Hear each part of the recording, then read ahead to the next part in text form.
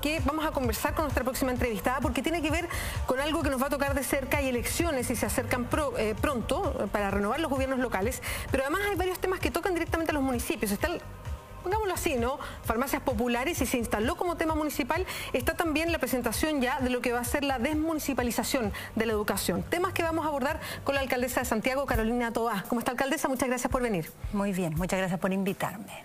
Quiero partir por las farmacias populares, que se tomó de alguna manera la agenda municipal y que algunos proyectan puede tomarse incluso la elección municipal del próximo año. Yo quiero saber si Santiago va por el camino de las farmacias populares. Lo estamos evaluando muy seriamente. Apenas supimos de esto, pusimos en marcha primero un acercamiento para conocer la experiencia de Recoleta. Y segundo, vamos a iniciar una fase de contactos con dos otros organismos que son claves en esto, que son la Cenabast y el Instituto de Salud Pública, que han participado y en realidad apoyado esta iniciativa de Recoleta, y estamos bien inclinados en la idea de tratar de replicar algo así en Santiago, porque el impacto para las personas que compran medicamentos, sobre todo las que compran habitualmente, las que tienen enfermedades crónicas, es gigantesco. Se podrán discutir muchas cosas, pero cuando estamos hablando de temas de salud que dejan a personas sin acceder a medicamentos o echando abajo su proyecto de vida por los costos, y uno puede hacer algo para tratar de alivianar eso, yo creo que hay que tratar de hacerlo. Y en Santiago estamos inclinados a eso, pero lo queremos hacer bien, seriamente. Entonces estamos estudiando la experiencia, mirando. Nuestra directora de salud ya se comprometió ante el Consejo a llevar una propuesta. Sí, ella tiene que llevar una propuesta la próxima semana. Ah, ya, o sea, plazos cortos. Ahora, la próxima semana para llevar una mirada, sí, claro, y una propuesta, y ahí veremos cómo abordamos el tema, pero estamos bien inclinados a tomar la iniciativa y replicarla o adaptarla a nuestra realidad. Ha pasado algo bien curioso a propósito de esta idea que tuvo el alcalde de Recoleta cuando presentó la idea de las farmacias populares, y es lo que ha pasado. Bueno, hay ciertos partidos políticos que rápidamente dijeron que no les agradaba la idea, y un poquito por el lado, porque es muy feroz decir que no le gusta que se vendan medicamentos baratos. Nadie quiere casarse con ese eslogan. Pero es curioso porque hay oposición de ciertos partidos, pero los alcaldes de esos partidos quieren las farmacias populares.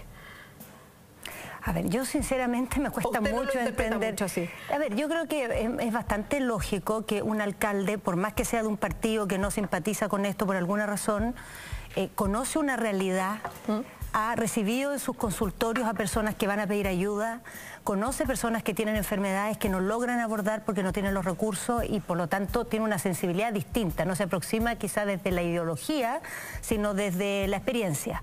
Pero yo, desde el punto de vista de la ideología, no logro entender cómo alguien puede sostener un discurso así. Porque el sistema de salud ya hoy día entrega medicamentos gratuitamente. Sí. Todos nuestros consultorios tienen una canasta de medicamentos, y además de esa canasta tenemos la posibilidad de agregar algunos medicamentos. Nosotros en Santiago agregamos una cantidad importante de medicamentos que se entregan gratuitamente. Entonces, si tú, de acuerdo al sistema existente, tienes una modalidad para entregar medicamentos gratis, ¿por qué vas a negarte la posibilidad de entregar medicamentos a costo? Yo realmente ideológicamente no entiendo qué principio hay detrás de eso. Pero, alcaldesa, es interesante que usted ponga ese ejemplo, porque hay alcaldes que también se oponen. Hoy día escuchaba al alcalde de Lo Barnechea, Felipe Guevara, que se oponía a la idea, y él lo planteaba de otra forma. Decía, ¿por qué el municipio va a hacer, lo planteaba así, negocio con venderle, aunque sea a costo, los medicamentos a las personas de su propio municipio, cuando el deber del municipio es que todos los medicamentos son gratis para el que lo necesite? Y lo planteaba de esa manera. ¿Es así en los municipios? ¿Todos los medicamentos pueden ser gratis? No. Hay una canasta de medicamentos que se entrega por la Cenabast, que además tiene que mejorar mucho. Nosotros tenemos que fortalecer la Cenabast. Yo creo que esto, más allá de la farmacia popular, hay una política de medicamentos, que es una discusión mayor que hay que hacer. Y a esa canasta se puede agregar un 5% adicional de medicamentos, de acuerdo a la canasta que cada municipio considere por el perfil del público que tiene, que son los más necesarios. Pero a esto sí hay que sumar una reflexión que no es la del alcalde, pero otra, que es vital si vamos a profundizar en esta política. También mirar muy de cerca cómo se recetan los medicamentos y la responsabilidad de los médicos. Porque hay veces que la manera en que se recetan los medicamentos compra o pone a disposición o le pide a los pacientes medicamentos que son muy costosos o muy complicados y que a lo mejor no son los más recomendables, y a veces esas recetas están influidas por laboratorios que les hacen todo tipo de... Bueno, esa parte hay que cuidarla muy bien, y esta es la responsabilidad del médico. Pero el municipio no está para eso. El municipio en este caso está para ayudar a una persona que tiene una receta, que necesita ayuda y que si tenemos la posibilidad de entregarle medicamentos a costo, que además los entrega la propia Senabast.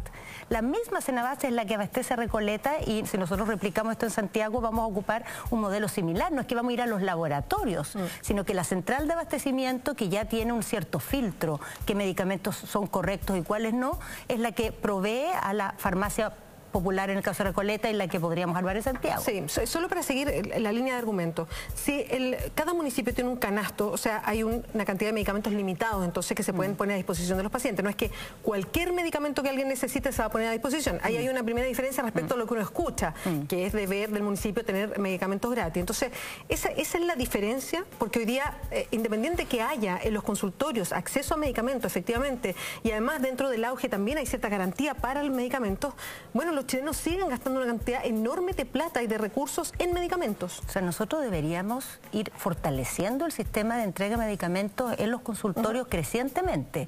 Y esta solución de vender a costo es como una solución intermedia mientras eso es posible y no hay ningún medicamento relevante que quede fuera del alcance de las personas y todos estén disponibles en la farmacia del consultorio. Yo creo que eso es a lo que debiéramos aspirar. En el intertanto, esta es una ayuda muy útil. Es un alivio para las personas y es una manera también de decir, mire, hay productos que son distintos, que la gente puede elegir comprar o no, uno verá cuántos yogures compra y cada cuánto cambia los zapatos, pero los medicamentos están en otra categoría y por eso merecen un trato especial y siempre han tenido un trato especial.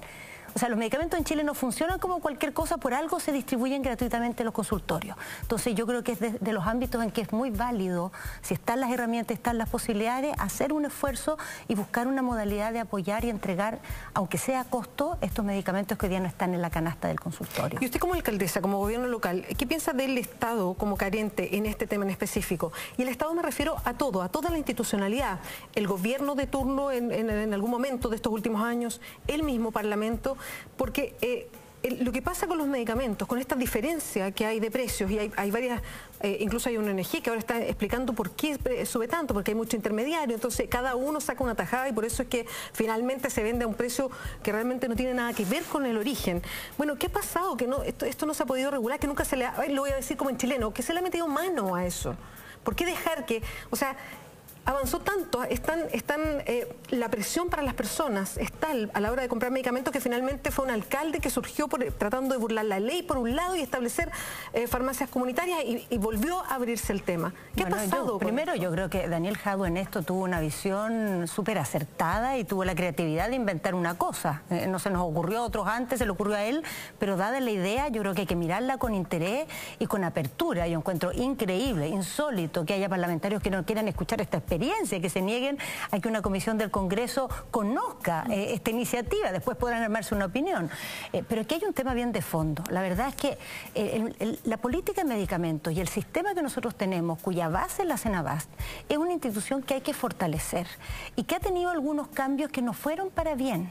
En la administración anterior del presidente Piñera, y lamentablemente eso no se ha corregido todavía en la administración actual, se cambió el sistema de compra de la Senabast y se empezó más bien a decir que cada consultorio comprara, tuviera su propio poder de compra y los recursos llegaran desde allá.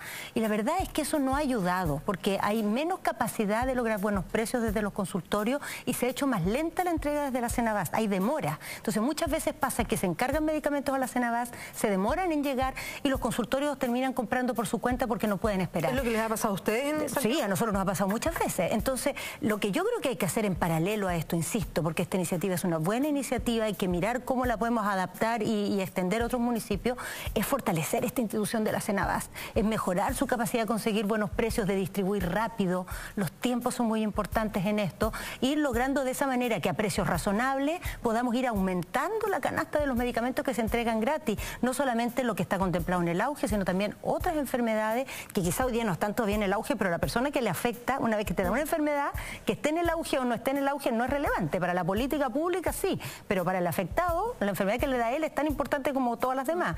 Entonces tenemos que fortalecer por ahí y esa es una línea que no podemos soltar ni reemplazar por esta línea de las farmacias populares. Hay que seguir apostando a fortalecer la política de medicamentos nacional. Y alcaldesa, ¿usted cree también que este tema se va a tomar de alguna manera en la elección municipal del próximo año?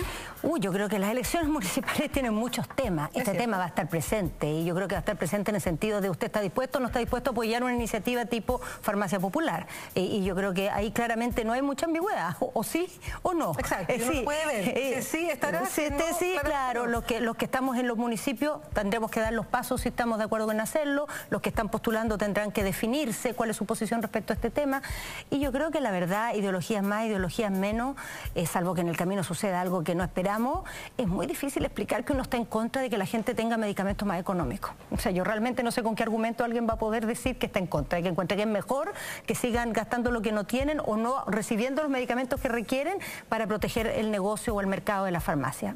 Realmente es un argumento que creo que no se sostiene. Alcaldesa, quiero pasar al otro tema que tiene que ver con los municipios y es lo que viene para la reforma educacional.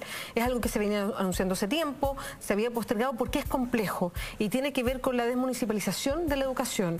Ya se presentaron las bases del proyecto de desmunicipalización, se va a hacer en un periodo bastante largo porque va a empezar desde regiones y van a ir sumándose de a poco las regiones más grandes, como para ir mirando lo que pasa y poder hacer los cambios, un poquito como se hizo, para que todos se acuerden, la reforma procesal penal, por ejemplo, que partió en regiones y se fue acercando finalmente hasta Santiago. Y la idea es, claro, sacar la administración desde los municipios y, pese a que va a estar de alguna manera como cabeza el Ministerio de Educación, sí va a haber consejos comunales, no es la palabra precisa, pero va a haber, de alguna manera se va a descentralizar la forma en que se va a llevar adelante toda la coordinación de los colegios, en fin. ¿A usted le gustó cómo quedó presentado el proyecto? Me gustó porque creo que se logró algo que era fundamental, que es el gran problema en la actualidad, que el Estado recupera su responsabilidad, porque es el director nacional de educación pública, una dirección nueva que se crea, quien nombra a los directores y también quien los remueve.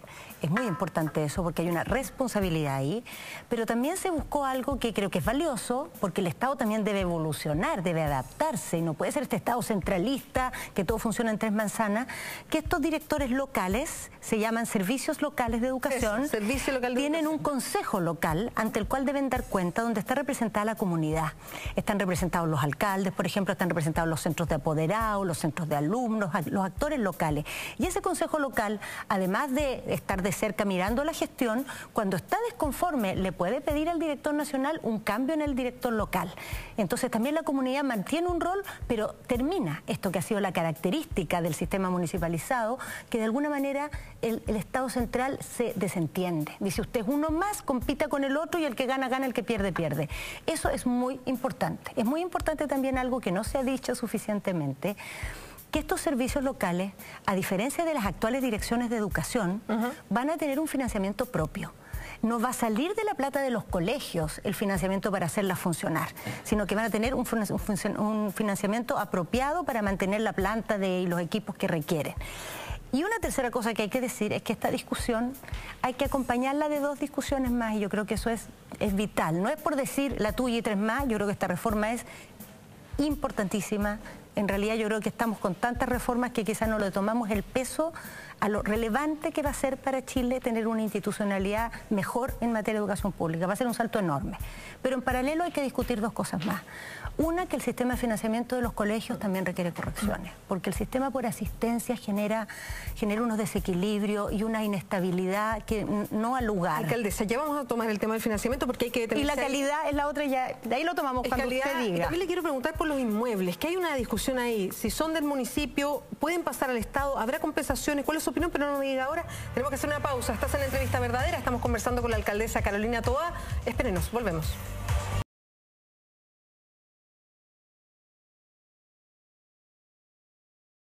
Nos va a tocar de cerca, hay elecciones y se acercan pronto para renovar los gobiernos locales, pero además hay varios temas que tocan directamente a los municipios. Está pongámoslo así, ¿no? Farmacias populares, y se instaló como tema municipal. Está también la presentación ya de lo que va a ser la desmunicipalización de la educación. Temas que vamos a abordar con la alcaldesa de Santiago, Carolina Toá. ¿Cómo está, alcaldesa? Muchas gracias por venir. Muy bien, muchas gracias por invitarme.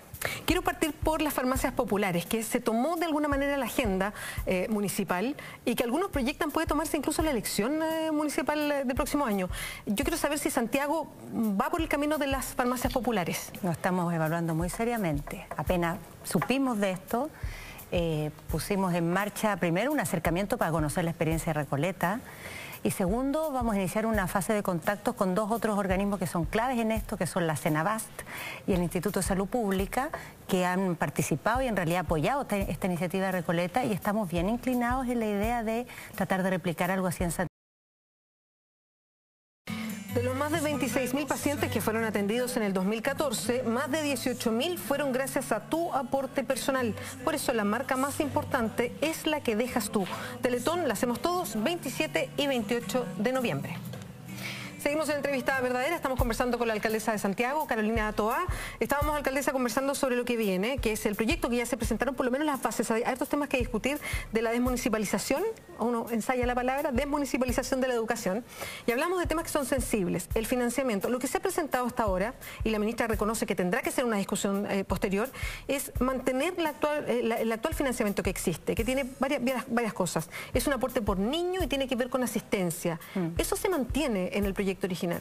Sí, este proyecto no tocó el tema del financiamiento de los establecimientos. ¿Debería haberse tocado de entrada? Hay que discutirlo, no tiene por qué ser el mismo proyecto, puede ser otro, pero si queremos que el nuevo sistema parta bien, que sea sano, que las escuelas y los liceos se estabilicen, que crezcan, esto es algo que hay que resolver, porque la asistencia es una inestabilidad muy grande y como todo el financiamiento depende de la asistencia, cuando tienes un problema de asistencia resulta que fallan los recursos para pagar los sueldos, para pagar la luz. Eso no puede ser, porque los sueldos hay que pagarlos igual, sube o baje la inasistencia, y además porque esto genera una inequidad, porque los lugares con muy baja asistencia normalmente coinciden con que son lugares que tienen mayor vulnerabilidad social o lugares donde la familia tiene menos compromiso con la asistencia al niño. Entonces vamos a castigar a un niño que tiene familia menos comprometida, con menos financiamiento para el colegio. Yo creo que eso no debiera ser así. Hay que buscar una manera, yo sí creo, en que el colegio tenga un incentivo para preocuparse de la asistencia, pero que eso no ponga en discusión el pago de los gastos básicos. ¿Cuál sería un buen financiamiento, por ejemplo? Yo creo que debiera haber un financiamiento basal, que te resuelve estos gastos básicos que son fijos y que no se modifican ni por la asistencia ni por cambios marginales de matrícula, y que cubre las cosas generales, y después el resto puede estar relacionado con la asistencia, con la matrícula en primer lugar, la asistencia como un estímulo, un incentivo para que el colegio se preocupe, porque sí, la asistencia es importante. Sí, es importante que el colegio, cuando un niño falta, se preocupe, llame, esté pendiente, pero no que se quede sin luz si hay mucha inasistencia. Entonces eso se puede lograr con un sistema combinado, que tenga un aporte basal y una serie de otros aportes que se relacionan con distintas variables, y hacia eso debiéramos ir. Cuando se presentan proyectos como este, claro, de primera, así mirándolo en general, uno dice, sí, tiene cosas que a uno le hacen sentido si es que el Estado quiere volver a tomar la educación y salirse de los municipios.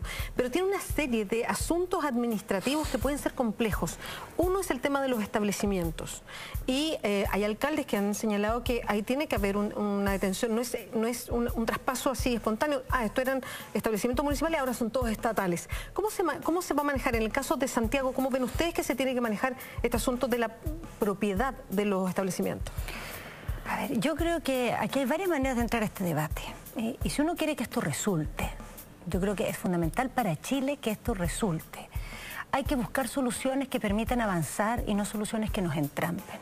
Y yo creo que los municipios, ante esta nueva etapa, en que ya la educación no va a ser administrada por nosotros, aunque sí vamos a tener igual un rol y una participación, más que estar preocupados de que paguen cada establecimiento, porque en realidad estos establecimientos eran primero del Estado y se traspasaron a los municipios. En el camino los municipios también hicimos muchas inversiones, compramos terrenos, desarrollamos establecimientos nuevos y ahora de vuelta al Estado. Entonces una posibilidad es irse a discutir municipio por municipio, colegio por colegio, cómo me compensa. Yo creo que lo que corresponde hacer es, dado esta nueva realidad y que los municipios van a dejar de tener un rol en un tema que es tan importante y van a pasar a tener un rol distinto, más bien plantearse con el Estado un nuevo trato donde tenemos que hacernos cargo de muchos problemas profundos que hay en el sistema municipal. Nosotros en Chile tenemos un sistema municipal donde se administran menos recursos que en la mayoría de los países latinoamericanos. Tenemos unas limitaciones enormes para tomar decisiones en temas vitales como renovar barrios, que eso lo hacen todos los municipios en todo el planeta, y aquí no tenemos elementos. Casi no tenemos política fiscal. En muchos municipios los hay, en distintas partes del mundo, en Estados Unidos los hay. O sea, no son cosas que son ajenas, que son de un mundo raro. Y un municipio, cuando quiere recuperar un barrio, puede generar políticas por las cuales atrae cierto tipo de desarrollo, tiene herramientas también para condicionar que cuando se desarrollan proyectos de un cierto tipo que son rentables, también se haga vivienda social y lograr que haya encuentro, no haya segregación. Entonces yo creo que hay que aprovechar esta oportunidad en que los municipios van a vivir una transformación respecto a un tema sensible, y muchos lo van a sentir como perder un rol en algo que es relevante. Y lo han dicho. Y lo han dicho, y yo creo que hay mucho, a nosotros en Santiago, en nuestra administración, tenemos un compromiso y un amor al tema de la educación. Entonces no es que tengamos ganas de deshacernos de los colegios, nos damos cuenta, y yo sé, y hace mucho tiempo he tenido esa posición, que el sistema municipalizado no es bueno para Chile, genera inequidad, genera inestabilidad, por eso hay que cambiarlo. Pero ya que va a haber este cambio, yo creo que es también el momento de decir, ¿saben qué? Discutamos con el Estado central cómo tenemos un nuevo trato, cómo aseguramos sustentabilidad financiera en los municipios, cómo damos espacios para políticas locales en serio. Y eso, y nos salimos de que el colegio puntual, porque eso es una cosa de nunca acabar. Yo entiendo eso, pero a ver, creo que en la tramitación del proyecto, o de la reforma, mejor, porque son muchos proyectos, de la reforma educacional, ha quedado claro que hay en el Parlamento y en otros estamentos gente que no está de acuerdo con la reforma. Entonces esto va a ser una lucha permanente. Yo creo que ahí se va a poner una traba. Esto puede hacer más lento todo el proceso, se puede quedar entrabado como lo vimos en otros momentos de la reforma, que se quedó entrabado en una cosa en específico por muchos meses porque no se avanzaba y no había acuerdo. Yo creo que va a haber debate en este proyecto y Beatriz, está bien que haya debate, es un proyecto importante, es una decisión grande que estamos tomando como país, y yo no descalifico a priori a las personas que tienen una opinión distinta. Y hay lugares del mundo donde la educación depende de los municipios y que no son un desastre. Pero la verdad es que en nuestro sistema, en las desigualdades que hay entre los municipios chilenos, en la forma en que se hizo este traspaso, que fue prácticamente una forma solapada de debilitar la educación pública, y la verdad es que se logró debilitarla, la experiencia por distintas razones no ha funcionado adecuadamente, y el país hace ya mucho rato que siente que para recuperar la educación pública debe ir a un otro modelo institucional. Entonces está bien que haya debate, está bien que haya aprensión y que haya distintos puntos de vista, pero lo que yo sí quiero poner arriba de la mesa, y que creo que es importante que nadie pierda de vista en este contexto, es que Chile está en una crisis de su educación pública hace mucho tiempo. Desde los años 90. Ha perdido matrícula crecientemente, ha ido generando cada vez un rol más accesorio en el sistema educacional, y eso es muy malo para Chile. Y la parálisis va a mantener esa tendencia. Entonces, un debate es válido, las opiniones distintas son válidas, pero grosso modo aquí tenemos que cambiar. Seguir como estamos no nos hace bien. ¿A usted le gusta entonces cómo está planteado el proyecto, y donde tiene dudas entonces en el tema del financiamiento? Tengo no dos dudas, sino que dos cosas que creo que en paralelo hay que tratar. Una, el financiamiento de las escuelas es muy importante. Y una segunda cosa que creo que es vital discutir, vital, y que quizás la más importante de todas, es que queremos fortalecer la educación pública no porque sí, y no solamente porque nos gusta que haya más educación pública, sino porque queremos lograr que esa educación sea portadora de una idea de calidad distinta de la que ha imperado en el país. Nosotros hemos vivido en un régimen en que la calidad es una cosa competitiva, que tiene que ver con el rendimiento, con maximizar puntajes en ciertas evaluaciones que se hacen, y hemos perdido de vista la idea de lo que es formar a una persona, formar un niño, una niña, y formarlo tomando en cuenta cómo son los niños y las niñas de hoy. Nosotros tenemos una educación hoy día frenética por adaptar a los niños a lo que la escuela necesita. Y lo que tenemos que hacer es una escuela que acompañe a los niños, que los eduque, los forma, también los corrija, pero a partir de su realidad de niños que se desarrollan en el Chile del 2015. Usted está hablando de contenidos, de lo que se tiene que enseñar, de cómo enseñar. Estoy hablando, primero, de la idea de calidad, que tiene que ser mucho más amplia, que tiene que incorporar la formación, que tiene que incorporar la actividad física, la educación artística, la educación ciudadana, que tiene que tener una mirada más integral. Segundo, con una manera de respetar los ciclos de los niños. Tenemos a niños, ya no me acuerdo los porcentajes, hace poquito vi un artículo sobre esto, en los colegios particulares que en porcentajes increíbles están tomando medicamentos para lograr adaptarse a lo que el colegio requiere de ellos. Sí, eso es una cosa enferma. O colegios que ofrecen cada vez antes. Ahora le enseñamos en kinder, ahora le enseñamos, aprende inglés en primer curso de transición del jardín. La verdad es que cuando uno ve los países que tienen buenos resultados en educación, los países nórdicos, por ejemplo, han evolucionado en el sentido contrario. Han dicho, ¿sabe qué? Los contenidos duros y la parte cognitiva de la educación la vamos a postergar un poco, a después de los 7 años. Y vamos a buscar que en esos primeros años los niños más bien se consoliden en su capacidad de concentrarse, de relacionarse, de autocontrolarse, cosas que hoy día nuestro sistema ni siquiera habla, ni siquiera discute. Yo creo que en esto la educación pública debe ser líder, debe ir adelante. ¿Y en qué momento eso se discute? ¿Va a venir con el proyecto? No, es que eso, a ver, eso no es una ley. Eso no va a estar en una legislación. Eso es un debate que tenemos que poner y que tenemos que todos ser activos en darlo para decir para qué queremos esta educación pública. ¿Cuál es su mandato? Lo hemos conversado, de hecho, con varios actores acá mismo, porque ese es un tema pendiente, que uno no lo ve y dice, bueno, ¿cuándo llega? Y estoy de acuerdo, no es que quede reglamentado por ley, pero ¿cuándo se genera ese debate para ver los contenidos? Pero eso es una invitaría... suya, ahora tiene que ser o... No, esa es mi opinión. Esa es mi opinión. Ahora ya, esa es mi opinión. A ver, yo invitaría, el Parlamento va a tener ahora este debate, va a invitar a distintas personas.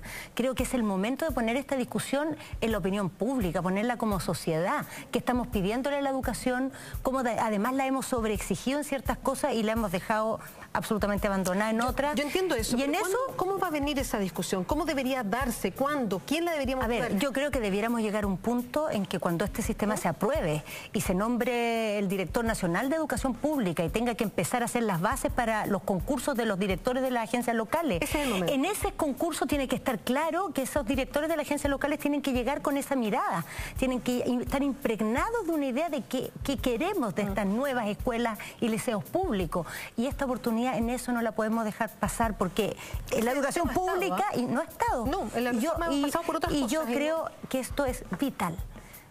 O sea, a veces nos perdemos en muchas cosas técnicas que son importantes, cosas institucionales que son relevantes, pero el corazón de la educación es lo que tú quieres lograr con los niños y las niñas. Y de eso hay que hablar también. Y hay que hablar primero que nada y no dejar de hablar en ningún momento porque es vital y mirar las buenas experiencias en el mundo. Ninguna deja de lado esto. No todas la toman de la misma manera, pero todas tienen una mirada respecto a cómo desarrollar estas personitas que llegan a los colegios. Alcaldesa, ¿le gusta el tiempo que se va a tomar el proceso de municipalización? ¿Encuentra acertado el cálculo que yo creo que es adecuado, es una gradualidad. Creo que la gradualidad además te da la posibilidad de ir corrigiendo en el camino. Cuando tú ves en el camino que vas muy lento, que vas muy rápido, lo puedes ir ajustando y yo creo que eso es una buena idea ante un proyecto tan complejo como este. Pero así como es complejo y va a ser gradual, es muy importante que empecemos ahora, porque la verdad es que más allá de que va a haber muchas regiones, de hecho nuestra propia comuna, que es muy grande y probablemente no va a ser de las primeras, no es de las primeras en el proyecto, que va a demorar un tiempo en llegar a la nueva institucionalidad. Pero siempre decimos en Santiago, el cambio tiene que empezar ahora. Aunque todavía no llegue la institucionalidad, el espíritu de esta nueva educación pública debe llegar y que los establecimientos empiecen ya un poco a funcionar con esa mirada. Estamos en otro ciclo y empezar a dar pasos en ese sentido. En Santiago se va a vivir una situación particular porque tiene muchos colegios de los llamados emblemáticos y los emblemáticos van a tener una situación distinta. Esto fue algo que se discutió ahorita en el Congreso. ¿Por qué ellos una situación distinta, los otros no? A propósito, por ejemplo, del ingreso, de si se iba a seleccionar o no. ¿Quedó conforme con que los emblemáticos sí tuvieran selección? A ver, primero tengo que decir algo que no puedo dejar de decirlo. Nosotros en la Comuna de Santiago tenemos 44 establecimientos y son todos muy diversos. Tenemos los emblemáticos, de los cuales se habla mucho. ¿Cuántos son de esos 44? Los emblemáticos, 5, 6. Ya. Y esos establecimientos son un tipo de establecimiento. Pero nosotros en Santiago tenemos educación especial, educación técnico-profesional, tenemos establecimientos mixtos y establecimientos segregados, tenemos escuela carcelaria, tenemos muchos establecimientos con proyectos de inclusión y cada uno tiene su carácter y requiere atención. Digo esto porque de verdad, cuando uno mira este sistema de colegios tan diverso, a veces es un poco triste ver tanto que se habla de lo emblemático y la educación técnico-profesional y la educación especial, la educación carcelaria, que es tan importante en un país. Yo creo que es muy importante que en este nuevo proyecto se reconoce una manera de hacerse cargo que los liceos emblemáticos tienen características particulares, se crea un sistema de selección que no es discriminatorio porque es aleatorio dentro de los mejores resultados de la básica y empezamos a dejar un poco esta estigmatización muy injusta que se trató a los liceos emblemáticos de una forma muy alejada de la realidad porque son colegios muy valiosos, pero que tiene que funcionar en un sistema donde la selección ya no puede ser la regla y donde se tiene que valorar todos los distintos tipos de colegios y no solamente estos que se llaman emblemáticos. Alcaldesa, se nos fue el tiempo para haber seguido discutiendo ese tema en Otro día profundizamos. Exactamente, bueno, nos faltan los temas municipales en todo caso. Carolina Toá, muchas gracias por acompañarnos hoy día. Gracias a ti. Buenas noches. Muchas gracias por acompañarnos. Viene Mentiras Verdaderas. Está listo Ignacio Franzani. Buenas noches.